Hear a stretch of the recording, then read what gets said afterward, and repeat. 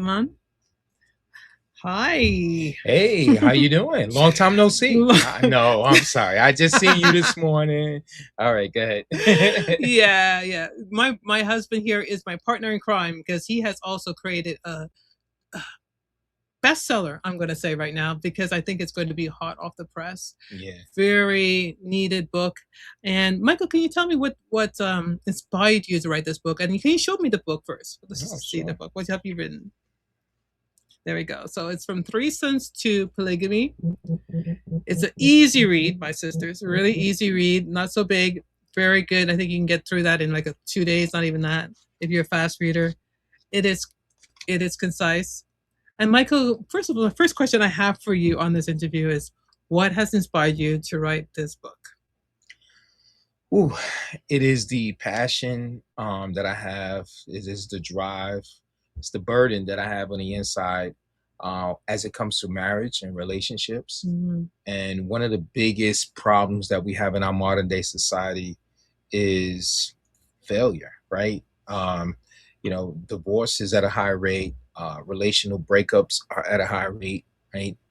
There's a statistic that says that only 2% of monogamous relationships stay together, right? And that's alarming, Only right? 2% of monogamous. 2%, which How just did, wow. which translates that a a couple meets each other in grade school. Mm-hmm. They become the first individuals that they themselves date. Mm-hmm. They get married and stay together for the rest of their lives. It only happens at a rate of 2%.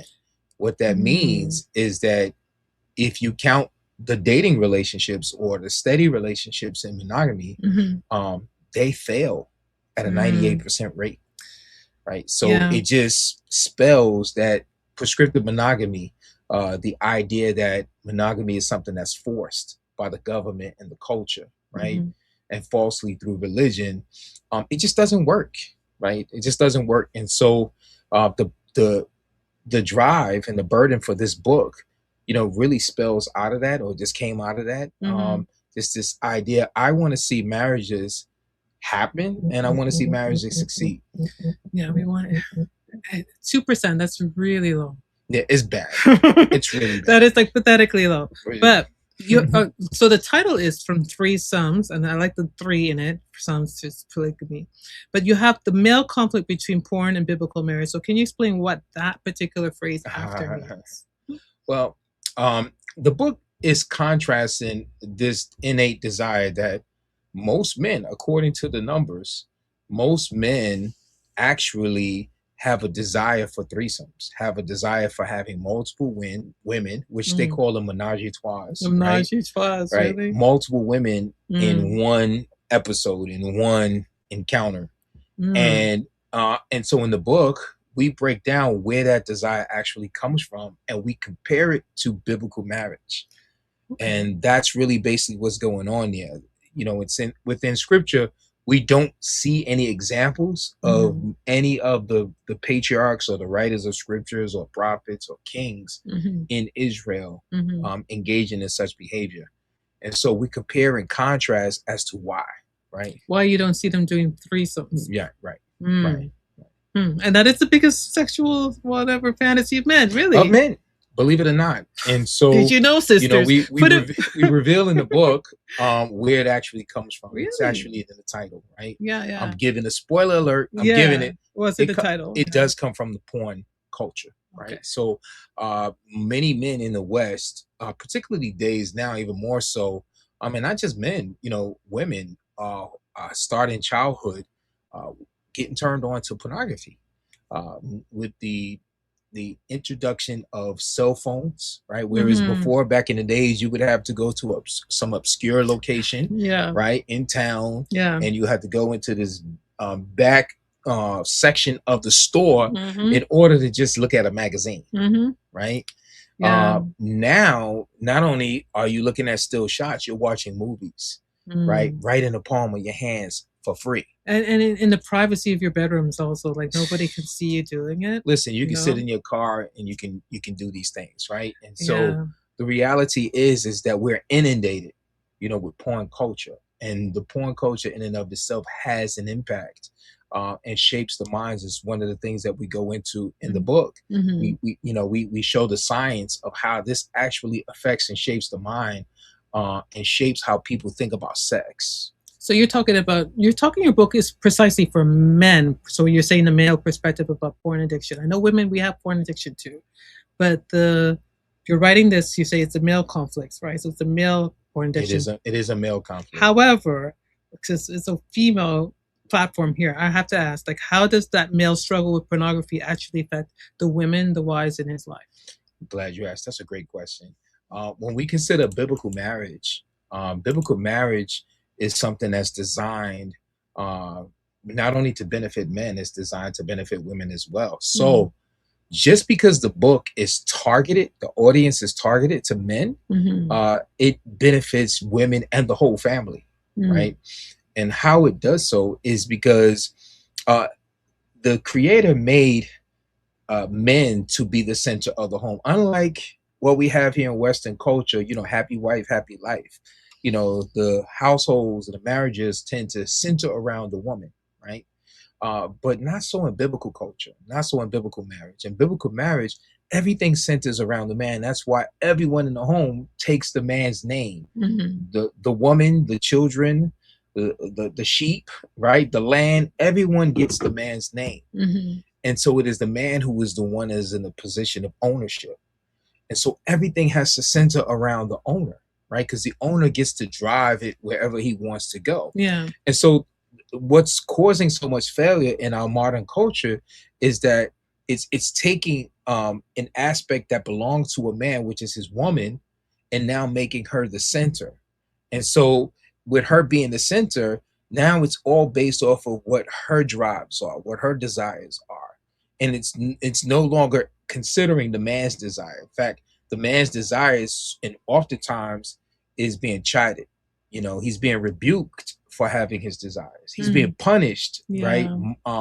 Being labeled for having his desires. Yeah. And so if we can center it around what Yah, the creator, intended to be the center of the home, then everything else that ensues from that, the wife, the children, the family, the household, everything flourishes as a result. So why do you think it's so important? Like, you're kind of answered that question, but why do you think it's so important for women to understand the conflict men are going through? Well, it's important to understand because it's important for how she is to communicate and approach her man. So when there's a lack of understanding, it brings about confusion, right? Fear arises, and people tend to become more adversarial towards each other as opposed to commune with each other. Because you understood what he's going through. Right? Yeah. So, a lack of understanding brings about hostility. It brings about fear, right? Becomes a standoffish approach. And so therefore, now when we understand each other, we can better communicate with each other. I understand your needs and you understand my needs. Yeah, right? That's so important. And so it makes for a better relationship communication wise, right? And so now what happens is it diminishes conflict. It diminishes the idea of divorce, which in fact, and we talked about this in the book, about 80% of the divorces are filed by women. And so it benefits women because if they can understand their man better, they can understand that it's not really necessarily the man's desire that is the problem. It's her lack of understanding and his lack of understanding who he is and how he's created and how he's designed. So if everything is supposed to center around that, then now the approach becomes different. So if our husbands read this book, or if they have learned something from it, right? What hope does your book offer the wives, the women who feel hurt from the past, from the struggle their husband went through for porn? Because a lot of women in our relationships are with relationships with men who are struggling with porn, right? Yes. Is there hope? Most certainly. I'm for one, I'm a very optimistic person. I believe as long as there's breath in the lungs, there's hope, right? Even death is something that the creator, we find in the pages of the book in scripture, is something that the creator gave us in hope. right? But that being said, there is hope when we understand each other. There is hope when we understand that we don't have to make a rash decision to end it all. We don't have to make a decision to destroy or dissolve, right? The marriage and the relationship. Like, there's no need for that. It is something that now we can work through. It is something that, we can correct. So it becomes hopeful, right? Because now the man understands that he's respected, which is a number one need for a man in a relationship, right? In a marriage, is to be respected. It doesn't matter how beautiful a woman is, how attractive a woman is. Once, the respect goes out the window, it's as if she is the ugliest woman to him in the world. Right? Picture a man sitting in a courtroom on one side of the court, and this beautiful, attractive model type woman sitting on the other side of the court, who has done him wrong, done him in, betrayed him, maybe even had relations with his friends. You think that woman is going to look attractive to this man? You think that this man is going to feel some affection or fondness towards this woman anymore, right? It goes out the window, right? So beauty, as they say, is only skin deep, right? But it's our character. It is the hidden person of our hearts, of our souls, of our minds, is the thing that really causes us to connect with and become one with each other.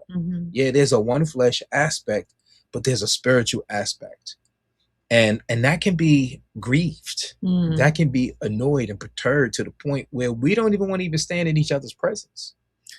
Now I'm going to ask you the obvious, and I need to ask you the obvious for those who just happen to follow my channel, who don't really understand what we're talking about, because I use these terms that they don't understand. They might understand threesomes, but they don't understand what you mean by polygamy. And it really, we tend to, as women, sum it all up the same way. My husband wants, sexual variety in the bedroom, so he's just doing a threesome.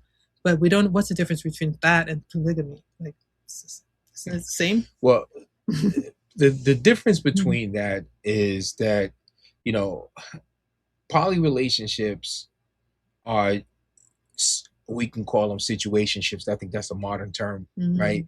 Where people just engage sexually for recreation, right? They may call it a relationship, they may think of it as a relationship, but biblically speaking, for men and women to engage sexually, the Creator has designed it from the very beginning to be within the context of a marriage.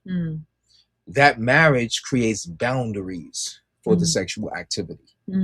And if there are no boundaries, just like there are no boundaries like locks on your doors, fences, right? Windows, right?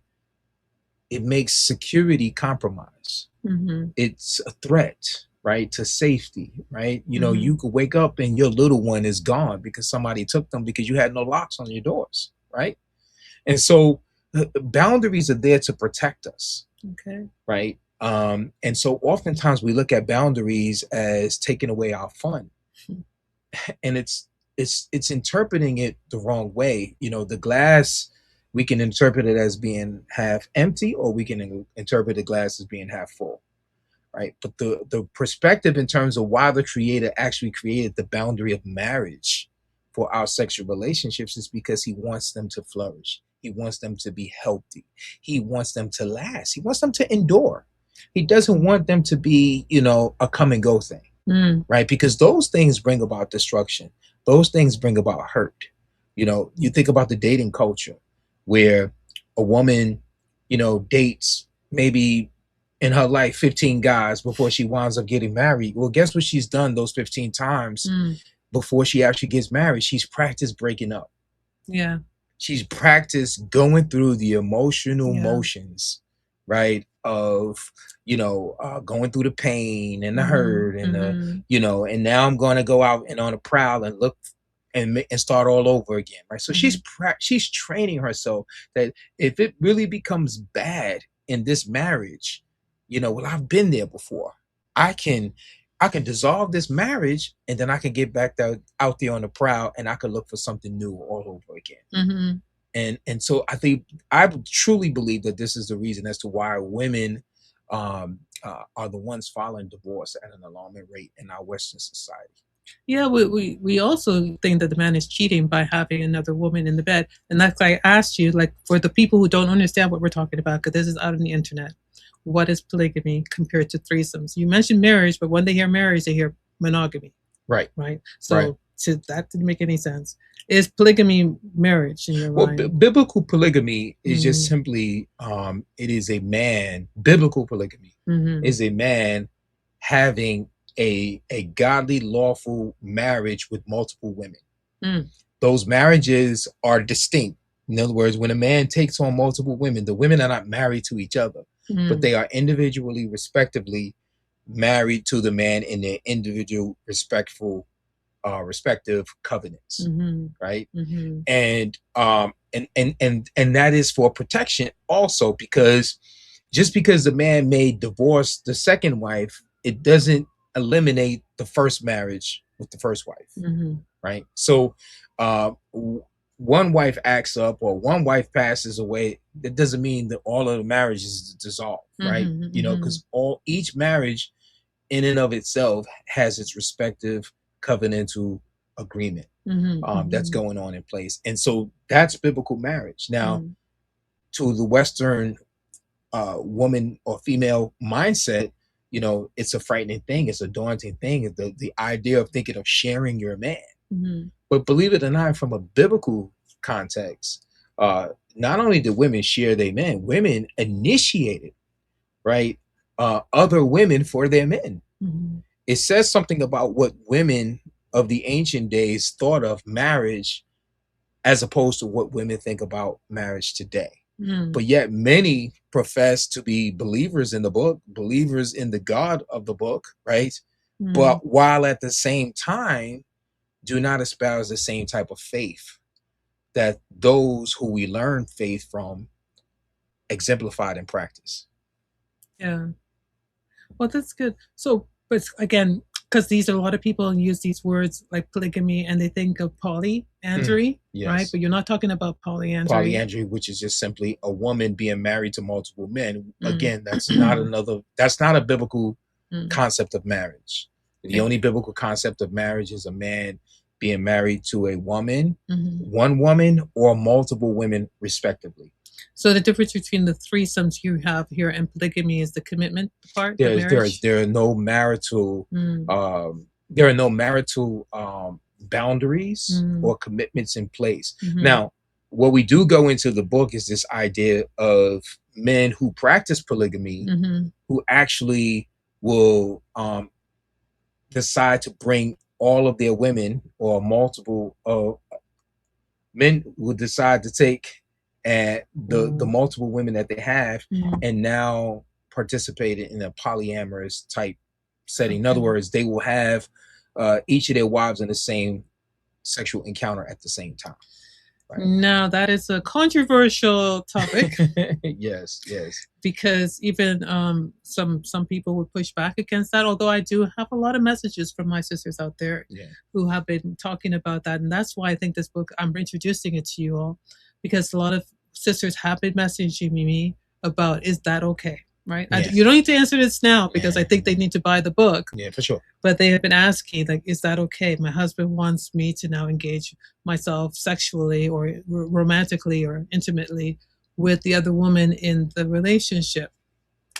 And it's troubling because they're not asking this because they want to do it. They're usually asking because they feel obliged to do it. Yeah, they seem repulsed by it. It's an unfortunate thing, but it is a reality that women are being forced and coerced into these situations by their husbands. And many of these men are professing believers and teachers, right, of the Bible, who are actually doing this. They're using scriptures to coerce and justify, right, persuade, right, convince their women to engage in these activities. So you're answering that's you have entering into that discussion in this book. Oh, we certainly do. It's a big part of it. We certainly do. Wow. So if you're curious to go into that, you got to buy the book, right? Yeah, definitely. I'm not going to spill the beans on it for you. I have written it. No, I haven't. So I read it. I have read it, but I want you all to read it. So, my sisters, one last question for you all is: if a woman reads this book, what is the number one takeaway you hope she learns about herself and her relationship with her husband or man? Well, one thing about polygamy that I learned, right, some years back, deciding to go down the path of polygyny, one of the things that I learned is that polygyny is a measuring mechanism, right, whereby when you, upon saying you're going to practice it, it exposes you, it exposes the woman or the person that you're in a relationship with, within a marriage with, and it exposes everyone around you. So it's your circle, right? It's the one that you are committed with, right? And it's yourself. Yeah, it's like a mirror. Exactly. It exposes, it highlights, it sheds a light on your weaknesses, your strengths. And it is so important to be able to be under exposure, because when we're under exposure, then now we can know what's there that shouldn't be there, right? And we have these feelings that we're taught and conditioned to have here in this Western culture about marriage and about relationships and what a man is and what a woman is, right? And what sex is supposed to be. We have these ideas, right? But the question is, are the ideas that we have appropriate? Are they the ones that the Creator intended for us to have? Should we have these feelings, these fears, these ideas about marriage and relationships? And the book challenges, the readers to actually consider that. Yeah, right? To think about it. Yeah, definitely. So, if you guys are interested, my sisters, I highly recommend you get this book. And I think that even if you're single, here it is. When Threesomes to Polygamy, you can get it. Michael, can you tell us how we can get this book? Okay, well certainly we're going to have a QR code that we're going to put on the bottom of the screen, as well as the website link, the URL link that you can actually click, and you can go into off of the website and you can get yourself a copy. And all you have to do is just follow the links. Right? Have it in the description below. If you actually look in the bottom, if you hold the book up to the to the screen itself, the QR code is right there. You can actually scan the QR code. And it'll take you right to where you can purchase the book. Right? That's easy. Too easy. Right? Too easy. It makes a great gift.